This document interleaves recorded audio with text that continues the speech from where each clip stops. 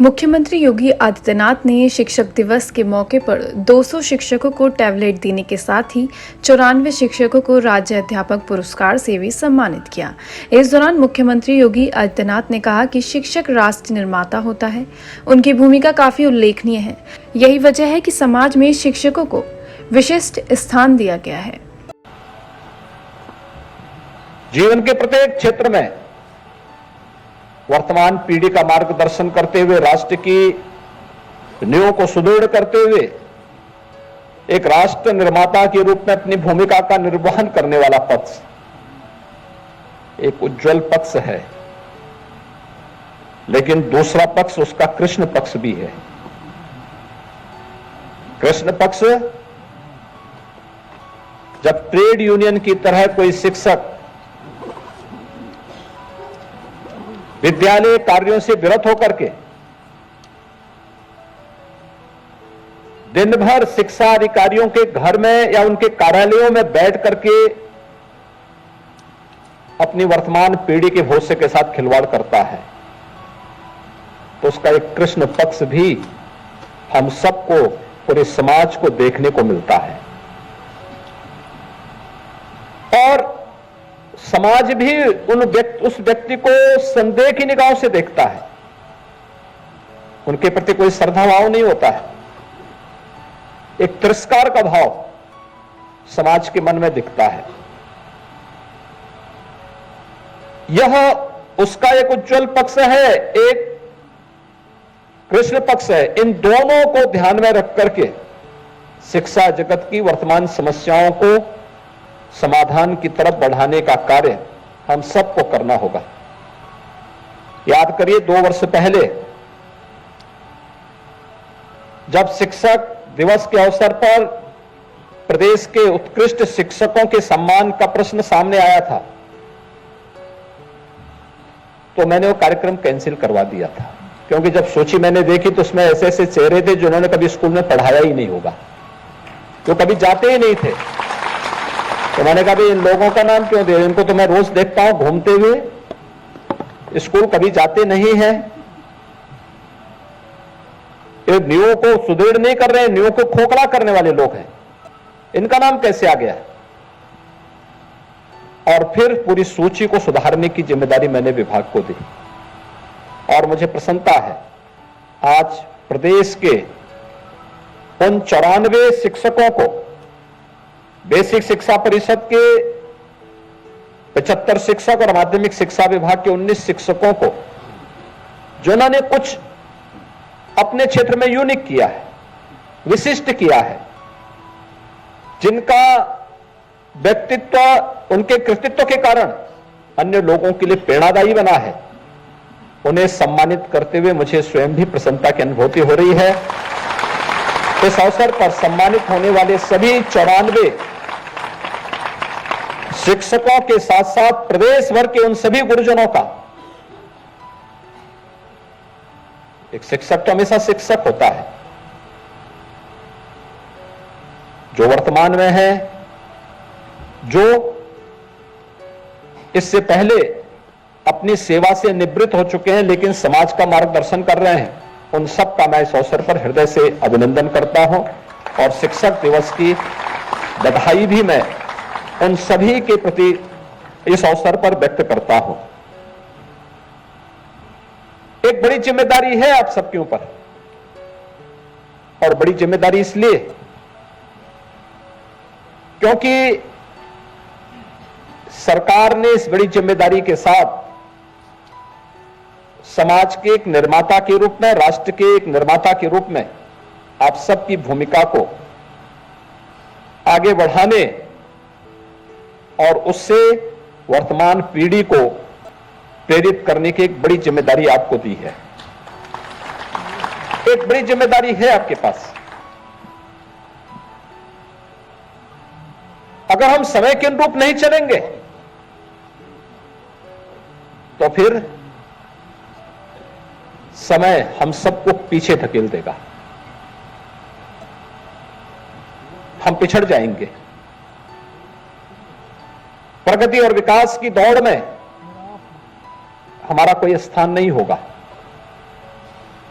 और विकास और प्रगति के इस दौड़ में हम पीछे न रह जाएं, हम अग्रिम पंक्ति में खड़े होकर के समाज को दिशा देते हुए रहें।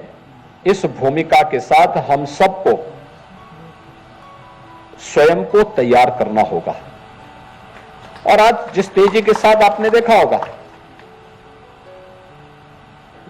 यही एक दूरदर्शिता होती है। चैलेंज दिखाई नहीं दे रहा, लेकिन हमने चैलेंज को स्वीकारा। जब प्रधानमंत्री मोदी जी ने 2014 में प्रधानमंत्री के पद का दायित्व संभाला, उस समय उन्होंने स्कीम कुछ जारी की, जैसे जनधन अकाउंट जारी किया। 48 करोड़ गरीबों के बैंक में खाते खोले गए। तो जिन लोगों में दूरदर्शिता नहीं थी, वे कहते थे सब खाली अकाउंट क्यों खोले जा रहे हैं,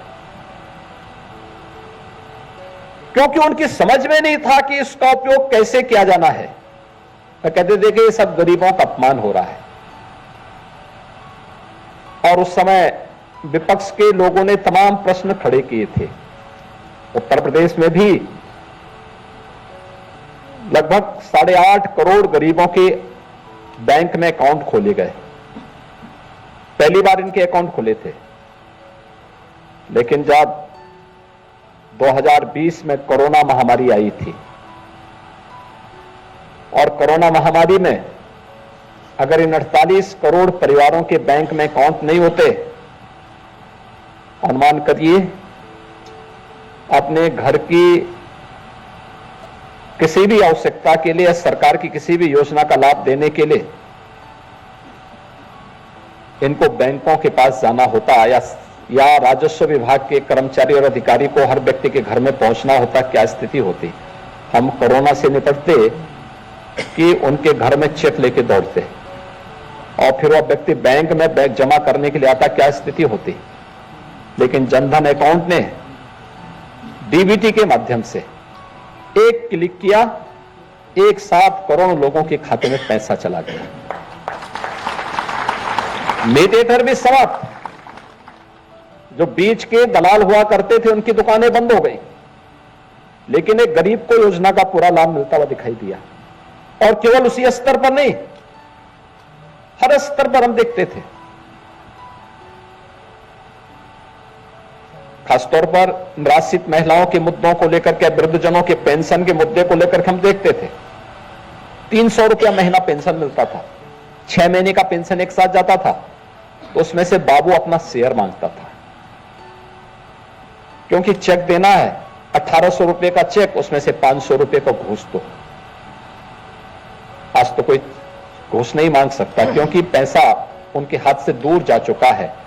अब पैसा यहां से एक क्लिक किया जाता है, एक साथ 1 करोड़ परिवारों के खाते में पैसा चला जाता है, और धनराशि भी बढ़ी है। डिजिटल पेमेंट के साथ सबको जोड़ा गया। डीबीटी के माध्यम से धनराशि का अंतरण उनके अकाउंट में होना शुरू हुआ। दूरदर्शिता नहीं होती तो कोरोना से हम बाद में लड़ते, पहले तो बैंकों में मारपीट होती।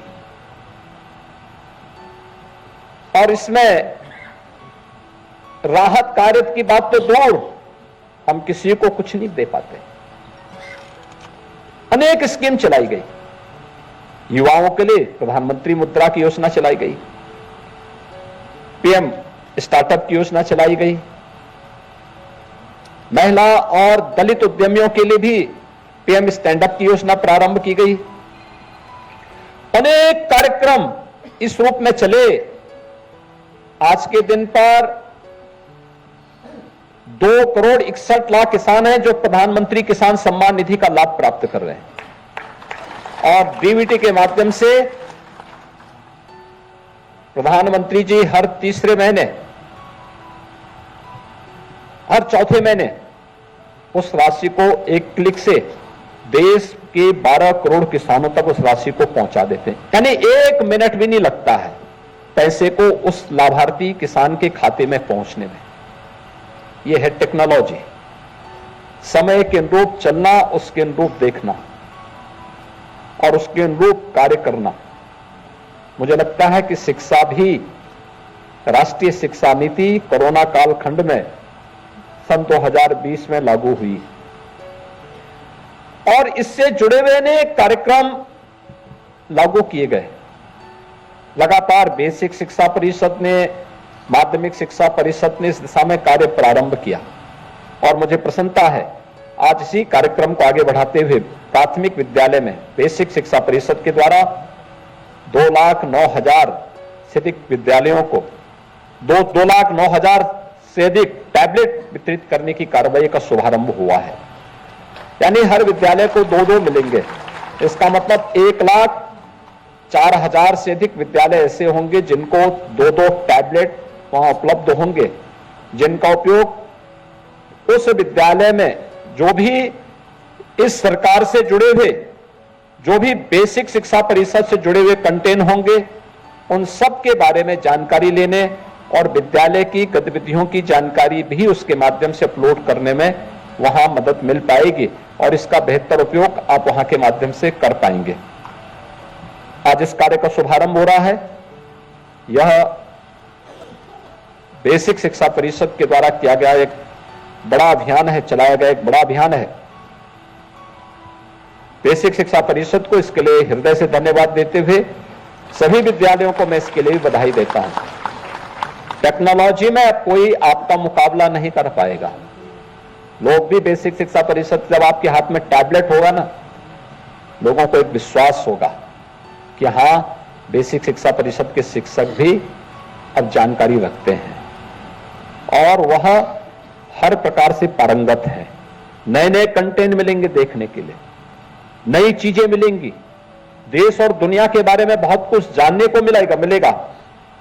दूसरा, 880 आईटीसी लैब्स का भी शुभारंभ आज यहां पे हो रहा है। यानी यह एक कार्यक्रम भी शिक्षा विभाग के द्वारा प्रारंभ किया जा रहा है और साथ साथ 18,381 उच्च प्राथमिक विद्यालय और कस्तूरबा गांधी विद्यालयों में यह स्मार्ट क्लास की कार्रवाई का भी शुभारंभ हो रहा है। उत्तर प्रदेश ने पिछले 6 वर्ष में शिक्षा के क्षेत्र में एक नई दिशा दी है।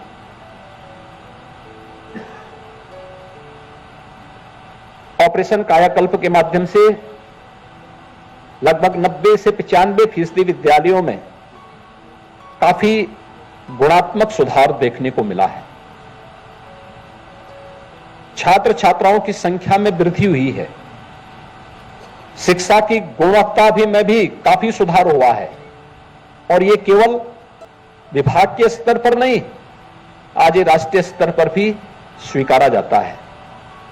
इन सभी बातों को लेकर के प्रदेश के अंदर कानून व्यवस्था और सुरक्षा का बेहतर वातावरण प्राप्त होने से प्रदेश में निवेश भी बढ़ा है, नए उद्योग लग रहे हैं और मैं विभाग से कहूंगा कि स्मार्ट क्लास केवल उच्च प्राथमिक विद्यालय और कस्तूरबा गांधी विद्यालयों तक ही सीमित न रहे, बल्कि प्रत्येक प्राथमिक विद्यालय में भी हम इसको लगाने की दिशा में कार्य कर सकें। इसके लिए सीएसआर की धनराशि से हम प्राथमिकता के आधार पर इस कार्यक्रम को आगे बढ़ा दें और प्रयास होना चाहिए। मैं तो बार बार कहता हूं, आत्मा को थोड़ा जागृत करने की आवश्यकता है। लोग सहयोग करने को तैयार हैं, लोग सहयोग करेंगे इस दिशा में। पुरातन छात्रों का सम्मेलन हो जाए, उन पुरातन छात्रों से, गांव से जुड़े हुए लोगों से, शिक्षा विभाग और प्रशासन से जुड़े हुए अधिकारियों से, जनप्रतिनिधियों से, किसी से भी आप कह देंगे कि स्मार्ट क्लास को वहां पे स्थापित करने में कोई समस्या नहीं, बहुत महंगा भी नहीं। लेकिन ये उन बच्चों के जो बेसिक शिक्षा परिषद के विद्यालयों में अध्ययन करने के लिए आ रहे हैं, उन बच्चों की सोच को एक नई ऊंचाई देगा, एक नई उड़ान प्रदान कर देगा, उनके सोचने के तरीके को बदल देगा। मैंने चित्रकूट में स्वयं इस बात को महसूस किया जब मैं वहां पर एक विद्यालय में गया और अचानक गया था बिना किसी कार्यक्रम के। तो वहां मैंने एक स्मार्ट क्लास देखा। एक तीसरी क्लास की बच्ची से मैंने पूछा, मैंने कभी इसको जानते हो कैसे चलता है? वो गई, उसने प्लग ऑन किया और स्मार्ट क्लास की पूरी उसको संचालित करने लग गई। यानी ये दिखाता है, और याद रखना वो बच्ची कोल जनजाति से थी। ये दिखाता क्या है? प्रतिभा उसके अंदर है लेकिन उसको प्लेटफॉर्म नहीं मिला, उसको उस प्रकार के अवसर नहीं मिले। परिणाम क्या था कि अब तक हम उसको ये मानते थे कि ये तो पिछड़े है, ये बनवासी है, जनजाति है, ये नहीं सीख पाएगा। लेकिन तीसरी क्लास की बच्ची स्मार्ट क्लास का बेहतर तरीके से वहां पर क्रियाशील उसको करके संचालित कर रही थी। आखिर बेसिक शिक्षा परिषद के इन सभी स्कूलों में जहां पे ऑपरेशन कायाकल्प के माध्यम से हजारों करोड़ रुपए वहां लगे और आज वे विद्यालय दर्शनीय होते हैं, दिखते हैं। 6 वर्ष पहले जिनकी स्थिति अत्यंत जर्जर थी, उजाड़ जैसी थी, आज वे विद्यालय दिखते हैं कि हां बेसिक शिक्षा परिषद की स्कूल है। जो बाकी बचे हुए विद्यालय हैं, मैं वहां के प्रधानाचार्यों से, वहां के शिक्षकों से और उन ग्राम पंचायतों के ग्राम प्रधानों से भी कहूंगा कि प्राथमिकता के आधार पर उन विद्यालयों को ऑपरेशन कायाकल्प के साथ जोड़ करके इस वर्ष इस पूरे कार्यक्रम को हम संपन्न करें। दूसरा, हर विद्यालय में खेल का मैदान जरूर हो। इसके लिए हमें ग्राम पंचायत की बैठक के माध्यम से ग्राम पंचायत की लैंड जहां कहीं भी है उसे विद्यालय में ला करके विद्यालय के पास एक खेल का मैदान भी आप जरूर दे दें। ग्राम प्रधान निधि का उसके लिए उपयोग कर लें।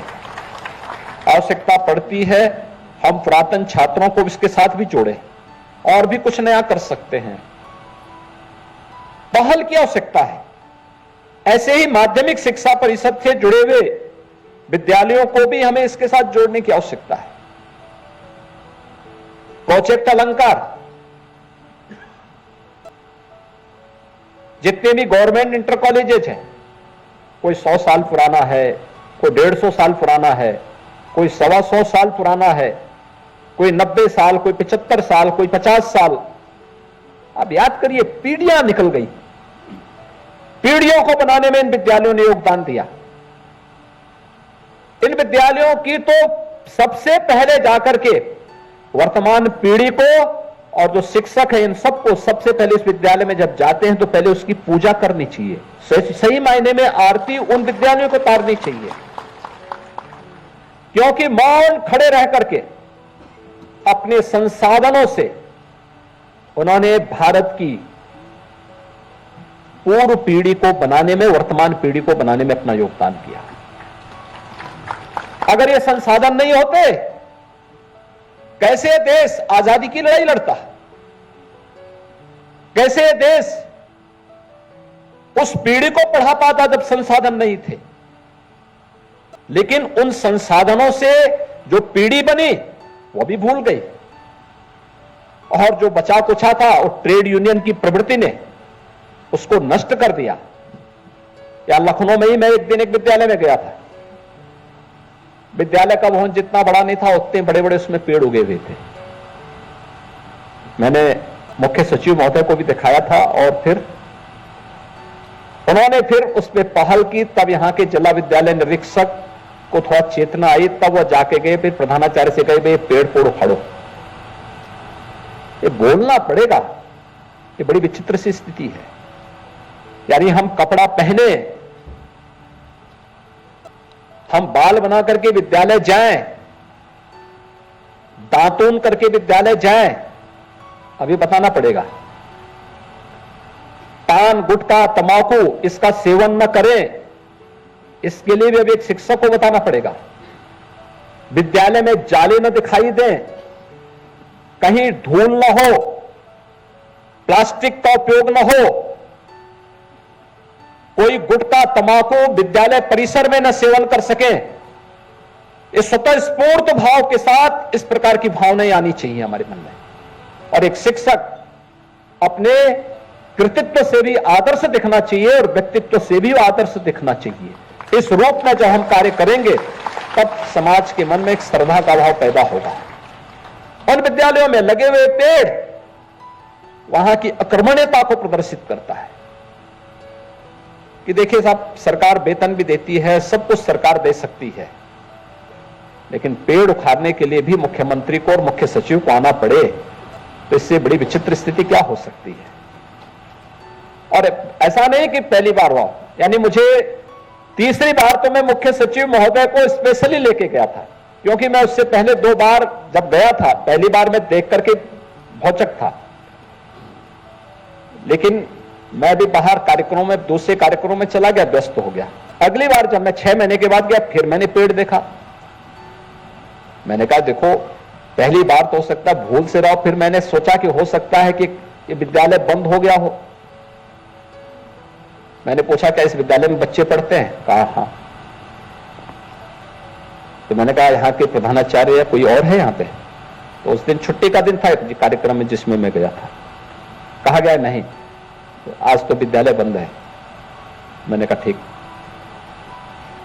तीसरी बार मुझे फिर 6 महीने के बाद जाने का अवसर मिला, तो इस बार मैंने उन मुख्य सचिव महोदय को कहा, मैंने कहा आप मेरे साथ चलिए थोड़ा। तो गए मेरे साथ, तो उन्होंने देखा। मैंने कहा देख रहे ना पेड़, इसको जमीन पे होना चाहिए था, इस भवन के ऊपर नहीं। और उसके बाद तब फिर वो पेड़ उखाड़ा गया।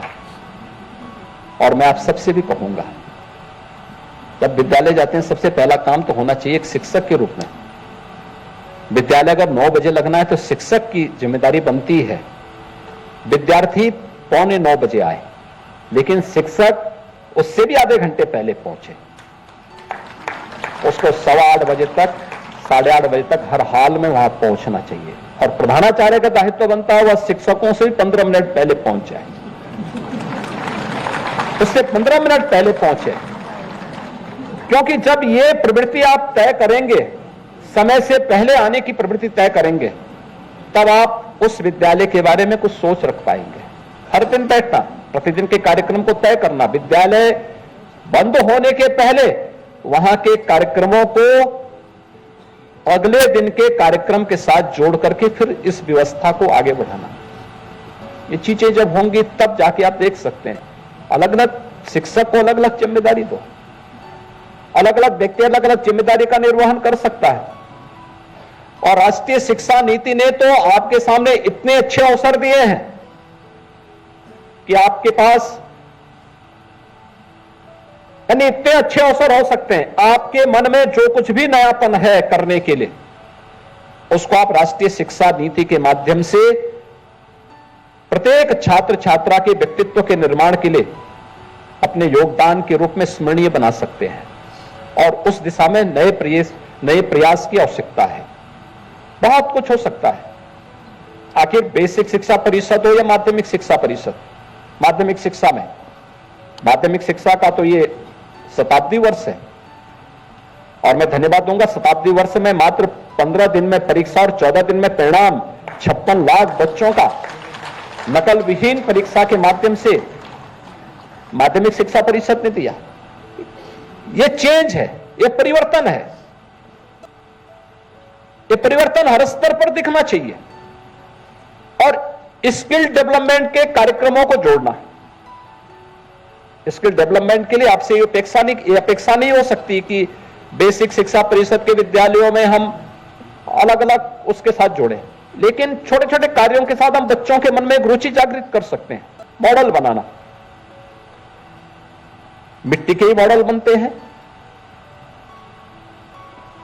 वह नए बच्चों के लिए या उन मॉडल्स को जो आप 3री, 4थी, 5वीं क्लास के बच्चों को पढ़ाएंगे, बताएंगे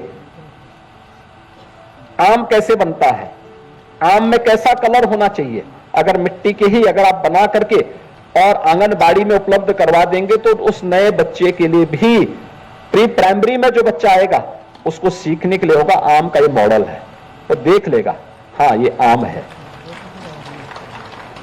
आपने सेब का मॉडल उसको बनवाने में योगदान करा है कि भाई ऐसे सेब बनता है, ये सेब की आकृति होती है। और जब मिड डे मील आपका वितरित होता है, किसी दिन सेब खिलाया उसको भी, तो सेब का स्वाद कैसा होता है, सेब का कलर कैसे होता है, सेब की साइज क्या होती है दिखा देंगे तो आसानी से उसको बना भी देगा, वो मॉडल बनाएगा। आप प्री प्राइमरी में बच्चों को उस मॉडल को गिफ्ट भी दे दीजिए, यानी दोनों काम हो सकते हैं आपके। ऐसे ही अन्य कार्यों के लिए भी आप वहां पे नई नई चीजें दे। वन डिस्ट्रिक्ट वन प्रोडक्ट में क्या है, उस जिले की यूनिक प्रोडक्ट को हम वहां पर उसके बारे में कुछ नई जानकारी, प्रारंभिक जानकारी देने के लिए हम कर सकते हैं। हम ये नहीं कह रहे हैं कि आप कोई वर्कशॉप बड़ी खोल दीजिए, वहां पर कोई ग्लास की आइटम बनाना शुरू करिए, लेकिन है क्या इसके बारे में जानकारी तो होनी चाहिए। मॉर्निंग असेंबली होते होगी, बच्चों को बताइए पहले नियमित रूप से दांतून करते हैं कि नहीं करते हैं, स्नान करते हैं कि नहीं करते हैं, कपड़े साफ सुथरे होने चाहिए। इन सब की जानकारी देने के बाद असेंबली के कार्यक्रम को वहां संपन्न करने के बाद फिर कुछ जनरल नॉलेज की बातों को भी अगर बच्चों को आप बताइए, तो देश की राजधानी कहां है, बच्चे को जानकारी होनी चाहिए। प्रदेश की राजधानी कहां है, लोगों को जानकारी होनी चाहिए। मैं तो बहुत भौचक था, मेरे पास एक बहुत उच्च शिक्षण संस्थान से जुड़े हुए एक सज्जन आए, मैंने उनसे पूछा कि कैसे चल रहा है, उन्होंने कहा बहुत अच्छा चल रहा है। मैंने कहा आप बड़े हो गए हैं, क्या बच्चों से कभी इंटरेक्शन भी होता है? उन्होंने कहा होता है, एक बार मैंने किया था। मैंने कहा क्या किया था? कहा कि मैंने उनसे पूछा कि वे श्रीमती इंदिरा गांधी कौन है, तो उन्होंने, बच्चे मेरे सामने आके कह रहे थे, कहते हैं कि साहब ये महात्मा गांधी की पौत्री है। मैं बहुत चकता, मैंने कहा आपने कुछ बताया नहीं उन बच्चों को? मैंने कहा स्पेशल क्लास लीजिए उनका। फिर मैंने कहा भी, और कहा कि मैंने उनसे पूछा कि भाई और एनसीआर का है, याद रखना कि मैंने उनसे पूछा कि भाई राजघाट में, तो उन्होंने कहा साहब मुर्दे जलाए जाते हैं। ये स्थिति थी। यानी ये आपका जनरल नॉलेज, आप देना क्या चाहते हैं। और इसीलिए मेरी आप सबसे विनम्र अपील होगी, आग्रह होगा कि हम लोग वर्तमान पीढ़ी को बनाने के लिए जितनी मेहनत हो सकती है, मॉर्निंग असेंबली जब होती है, प्रार्थना सभा जब होती है विद्यालयों की, वहां पर नियमित रूप से कुछ न कुछ पाठ्यक्रम का हिस्सा बनाएं, बताएं। एक नए सिरे से पीढ़ियों को बनाने का कार्य आप कर रहे हैं। पीढ़ी बनेगी, वह पीढ़ियां आपको जीवन भर याद करेंगी। हम लोगों ने स्वयं, मैं इस चीज को अनुभव करता हूं, अगर हमारे स्कूली शिक्षक नहीं होते, हम लोग इस रूप में नहीं हो पाते, आगे नहीं बढ़ पाते।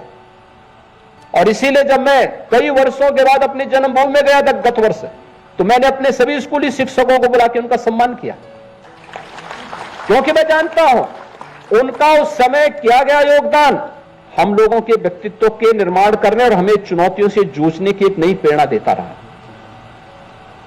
वे सुविधाभोगी नहीं थे, कम संसाधनों में, अल्प वेतन में उन लोगों ने उस समय मेहनत की, तब पीढ़ियां बनी।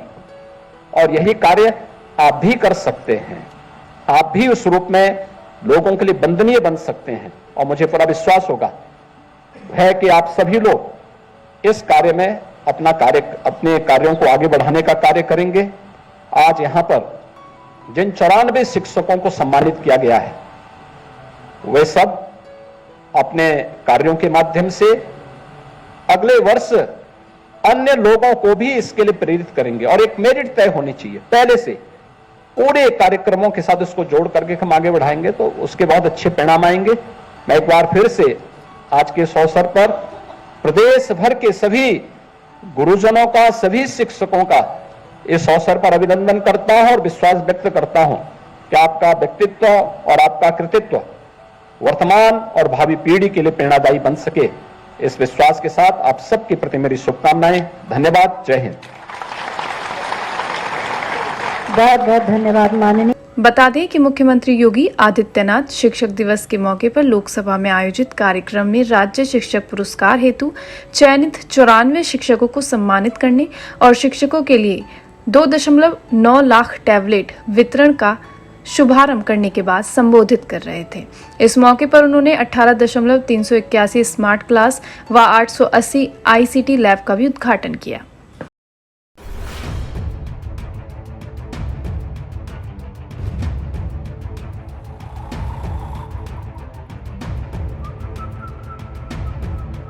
हर बड़ी खबर का असली एड्रेस है खबरनामा, इसलिए हर न्यूज अपडेट के लिए सब्सक्राइब करें और फॉलो करें खबरनामा और इस वीडियो के लाइक बटन को प्रेस कर इस वीडियो पर कमेंट के जरिए अपनी राय देना ना भूलें।